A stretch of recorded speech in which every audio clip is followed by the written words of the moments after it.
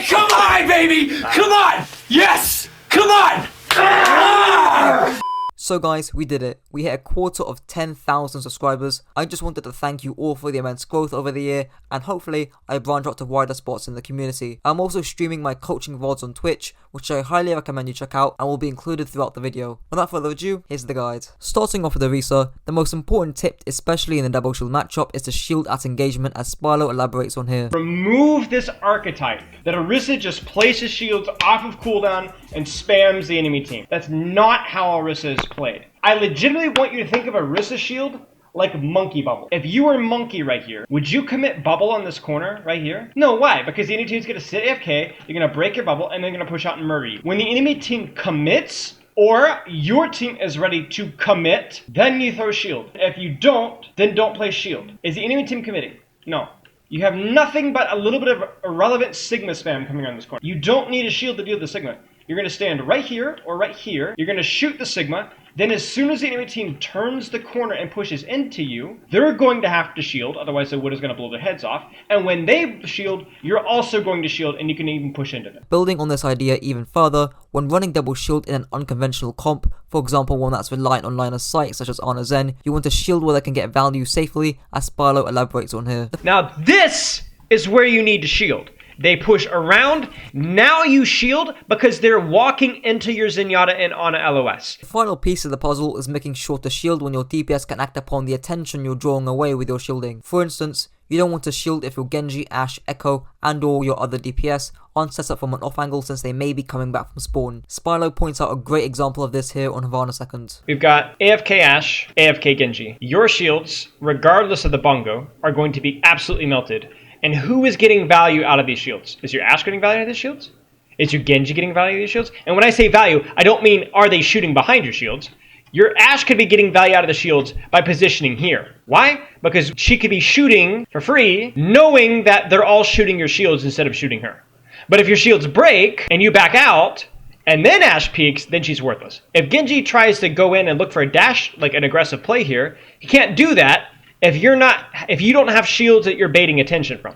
This shield plus halt play is making the enemy team look at you, which allows the Ashe and Genji to play in angles. The previous tips from my Orisa guide, such as not wasting Fortify and Halt, still apply here, and I'll go over how to execute a Halt window combo in the BAP section. Other than that, here's how you stack shield properly and the most efficiently in double shield, featuring peak 4400 tank player Jayne, which should neatly bridge the gap onto the Sigma section. Firstly, shield 8 to 10 seconds before they engage. Secondly, use your second shield after this shield breaks, effectively gaining 1200 HP in shield value. Thirdly, Sigma should use his grasp after Orisa's second shield breaks and or rocks the opposing Sigma if he attempts to grasp after his shield breaks first. Fourthly, after you grasp, shield as Sigma afterwards unless your Orisa already has shield, in which case you should retract your own shield. With Sigma specific tips, holding high ground and executing your off angle pressure at the correct time whilst denying off angles from the enemy team is your primary role. The first building block to the off angle concept is to know where to place yourself. For instance, on Volskaya B, I'd coach Team Silix's former off tank to position himself on the top right platform, and look how much attention he draws away instead of playing main. Look how much attention he's drawing away. Two of them are looking at Sigma right now. Two of them. Two people right now are not helping the front line because of how good this position is right now. The second building block is to use your cooldowns when either team engages and to not waste them too early on, as I point out with my Sigma coachee. This concept is building on the off angle, right? So, are they engaging? No, they're not. They're not engaging. They're still at spawn. They're not engaging. You don't need to use shield here. But before the fight even begins, use shield to 420, nice, and then use grasp. Now you can push forward, but you can't because your shield's broken, you've got no kinetic grasp, and you're down HP. So use cooldowns at engagement. If you really are keen to get poke damage early on, just corner peek from here. Just be like, shoot into cover, shoot into cover. Don't stand out in the open and then shoot. Oh, I'm down resources, back out. They've flushed out this off angle from you, and now you're just like, I need to regen resources. Bit too eager on those resources there. Inefficient. The last building block is knowing the exception to the rule and when to stack on your Orisa or Reinhardt as Sigma, as Spilo further details on here. There's been a lot of bat break metas where Orisa Sigma would stack to push space, but if your Orisa Sigma are stacked, they're stacked because you guys are going in hard. If you're not going in hard, then you don't need to be stacked. The reason you stack is so that you could shield your Orisa so that she could press W into the middle of the enemy team without dying. Or she could save her fortify a couple seconds longer. But you're not doing that right now. You're playing slow, you're playing passive. Your comp isn't really a pushing comp anyway. and you're stacking with your Orisa. You want to get off of core whenever you can and put constant spam and pressure from here. You're going for kill threat. If you hit a volley in the Zen, he's going to scream, help me, help me, help me. He either gets 2-shot, or he backs away, gets Mercy Pocket, and leaves the tanks by themselves. You can and should also use your flocks to kite as double shield, since the composition is inherently static, as SVB states here. How do you kite as double shield? Well, Gravitic Flux is one of those methods. If you lift people, they can't move, they can't come any closer to you. It buys your team time, it buys them space. It may kill people, at the very least it forces out cooldowns and ultimates. Make sure you also shield prior to flux. I see many Sigmas forget and tunnel vision away from doing this. Some slight nuances include being aware of cooldowns, such as Tracer Blink, Ashe Dynamite and or Coach Gun, since they're really the only heroes that you'll see that can flush you out from off angles effectively, in which case you may need a Brig to go with you or a flanker of your own. Aside from that, I highly recommend you watch the additions I made to my Sigma guide in the complete tank guide I released 2 weeks ago to hammer down on the importance of off angles. Moving on to Echo, on a macro level, here's Sparlow explaining how to utilize Echo to punish the backline of the opposing team when running double shield against a rush comp. Now look at Flatta's positioning. Is this a good off angle? If Dynasty pushes here, is Fletta going to be blowing them up? Is he going to be shooting them and killing them in the back? No, he's not. He doesn't have a great off angle. He's been bullied out of the off angle back towards his team, which means if they push here, they're not going to be shot in the back, at least for the first little bit. But the big thing is that Fletta wasn't actually able to punish the backline. So again, if we go back to when Soul is rushing here, here's the rush. Where is Fletta? Fletta is in Narnia, dude. Fletta is doing absolutely nothing right now. In fact, Fletta doesn't even have shift yet. So he literally is AFK. He doesn't even land a shot until 2 of his teammates are dead. So Fletta needed to either be packed better, something needed to happen. He cannot get bullied out as easily as he did. In terms of timing pressure, here's Coach Hayes explaining how to assassinate the opposing Ashe with ease. Fletta uses flight to position himself high above the bridge, breaking LOS with the enemy Ashe to avoid her knowing of his position. He scouts Gliss's position and sees London trying to engage, dropping as close as possible to make his stickies easier to connect, following up with a deadly focusing beam. The 3 things Fletta did effectively were identifying and scouting his threat, breaking LOS with his target, and executing the combo. Keep in mind that in double shield, a good halt from your Orisa can trigger this engagement via the halt stickies combo. The reason why you choose Echo and double shield is due to our mobility, aerial control, and ability to easily switch between dive and spam with good duelist capabilities. However, you may want to switch to a Pharah in some circumstances, as Sparlow quickly details here. I mean, Pharah and Echo are just different heroes. Pharah is way better at like clumped situations, and Echo is way better when stuff is split up. Echo destroys Pharah in 1v1s usually, unless you're using them. Like if they were running like Sombra Tracer, Monkey, Diva, Pharah would probably do even more than Echo. Echo can also quickly flank and force out the opposing Bap's lamp, diverting attention away from the front line via her stickies, or your duplication by duplicating to places where an immobile character, such as Sigma, couldn't normally play via your flight ability. With Ashe, dynamites are key to farming Bob as well as applying pressure to the front line beyond the opposing shields. Timing off-angle pressure is similar with Echo, but make sure to not tunnel vision away from the opposing Ashe, as this is how you most easily lose the duel. You also want to be using Bob to force point pressure if the opposing team decide to rush the point, so your main tank doesn't have to drop. Make sure to direct Bob in a location where he is shooting the enemy in the back to create a pincering effect, as I coached my Ashe on. This Bob could be improved. You can play a water angle and then put him over here. If you have a Bob here,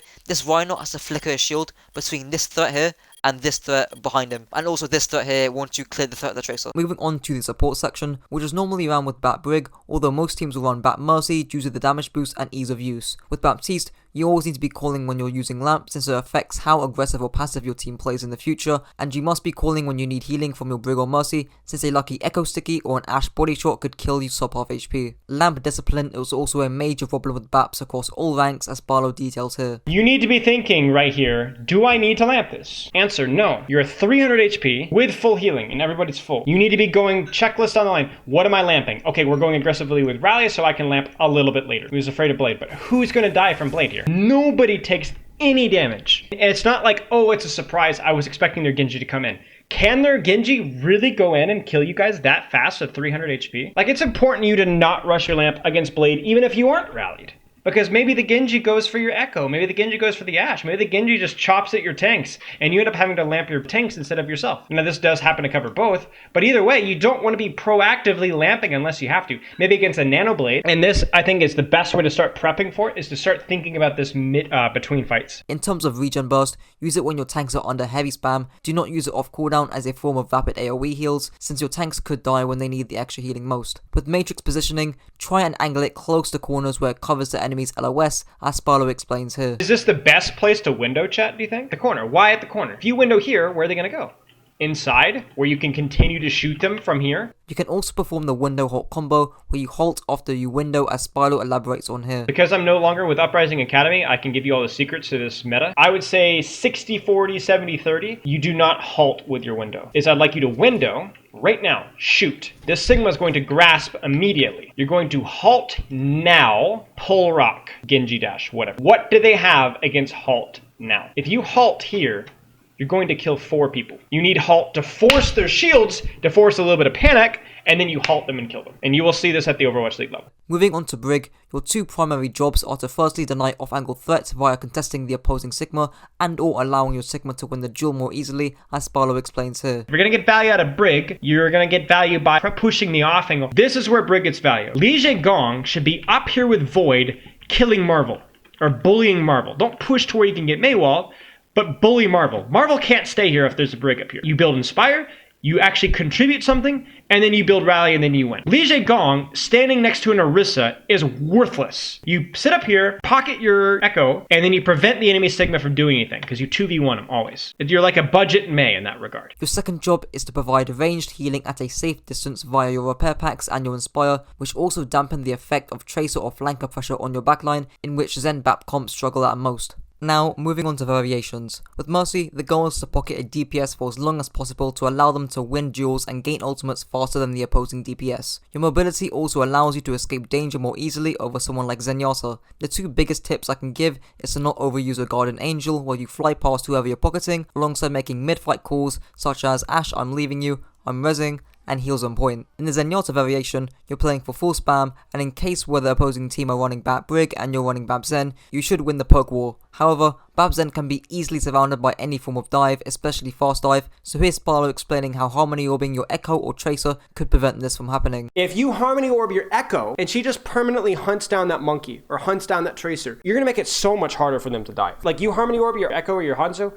your Tracer, and she just literally just like goes after them and just constantly pressures them, they never really dive. Or they never dive properly, and they certainly never dive at full HP. You force their Matrix, maybe you force a Monkey Bubble, maybe the Monkey's 300 HP, maybe the ball has to use this adapt the shields before he even goes in. The Tracer uses all her blinks just to be able to reach the dive. Like, it feels really messy. That's why for a long time, when you did see Bap Zen, you almost always saw it with a Tracer. In the Tracer variation, her job is to deny off angles from opposing DPS to force the enemy team to play linear, which gives up map control as I explain in this clip. Why do you run Tracer and double shield? Well, this is why. Tracer essentially acts like a mobile version of Sigma, in the sense that she can legitimately off-angle anywhere at any time. So this off-angle taken by Doomfist right here is completely nullified by Tracer. If you were running Echo, you could not do this. After you kill this Doomfist, she can immediately take care of this off-angle from Widowmaker, because now you force the team to play linear and have all the damage facing shields, which is what you want. Because then you can take off angles without any threat. That's why you play Tracer. Keep in mind, if you don't have an answer for Tracer, you either spend too much time hunting her down, which results in you losing the shield wall and losing flank control, or you ignore the Tracer and she one-clips you. The answer against Tracer would either be a very good McCree, a Tracer of your own, a defensive Sombra, or a Brigitte. Also, a limitation of Tracer is a lack of vertical mobility when compared to Echo, Genji, or Doomfist, hence why she can be rough on maps such as Numbani or Blizzard World 2nd. Finally, I'm going to go over a Reinhardt double shield rush variation that you can use in your own games. Pause to read the key on the left if you need to. The win condition of this comp is to play with a high tempo and to rush the enemy team before they can get their DPS set up at off angles. Starting off, you obviously use Sim TP to point to establish point pressure, utilising the threat of Maywall and Sim turrets. Lucius rolls primarily to speed, however he will need to scout and look at coastal threats and poke them out, so that the backline doesn't get blown up during the rush. Moira's primary role is to provide as much AoE sustain as possible in a short duration, and Orisa's primary role is to halt enemies closer to the brawl. Make sure to also shield aggressively in and not use a shield during the poking stage. However, Orisa can be swapped swapped out for a more versatile Sigma or a Zarya for bubble protection. Once the coastal threat is flushed out and the Echo returns back to her team, you can then rush in the enemy with Halt, Speed Boost, and the rest of your abilities all at once. Waiting for enemy cooldowns to be used will also help, although this is not necessary, and you can also utilize Maywall to block off the enemy retreat. Well, that's it for the guide. If you enjoyed, don't forget to subscribe, and if this video also helped to raise your IQ, be sure to share it with your friends to also raise theirs. Until next time. Big boy with that big broom. Imagine being 27 years old and sending this to a 16-year-old Pepe laugh.